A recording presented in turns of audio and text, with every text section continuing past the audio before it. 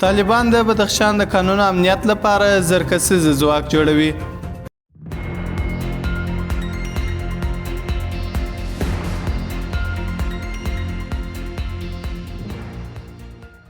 درنو لیدونکو، وحید الله بشر دوست مله یاران تلویزیون څخه پام راړوم یو مهم خبر ته.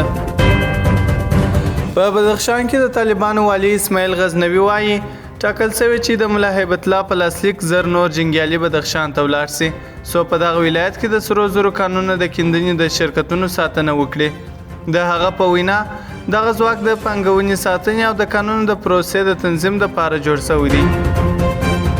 ښاغلي غزنوي په یو مرکه کې ویلي چې د بدخشان په قانون کې پانګونې ساتنې او منظم مدیریت ته اړتیا لري او له همدې امله د قانون د امنیت د ډاډمنتیا لپاره د یوه ځانګړي ځواک جوړولو وړاندیز شوی دی.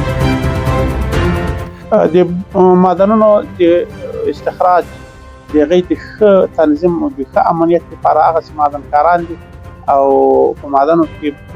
سرمایه ګذاري کېږي. د هغې سرمایې د حفاظت او د ساتنې د سرمایه ګذارانو د ځان او د مال د هغې د حفاظت د ښه مدیریت لپاره چې هغه دا شرکتونه ښه مدیریت شي او هغه امنیت کې ښه تامین شي، د هغې دپاره موږ پیشنهاد کړی یو زرکسیزه خطه مو منظوره کړې او علیقدره موږ سره شفقت کړی د موږ لپاره د بدخشان د معدنونو د امنیت لپاره یې زر کسه خطه موږ ته منظوره کړې او انشاءالله د دې خطې په فعالولو شاید تر روزه مخکې یا په روزه کې به هغه خپل فعالیت پیل وکړو چې هغه تخنیکي چارې روانې دي. هغې که په فعالیت پیل وکړي انشاءالله دا حالت به اوس هم الحمدلله په بهبود روان ده، خو انشاءالله آینده به ډېر زیات په بهبود شي او انشاءالله موږ په بدخشان کې د طالبانو والي وویل چې د دغه ځواکونو فعالیتونه به ډېر ژر پیل سي او تخنیکي چارې یې روانې دي.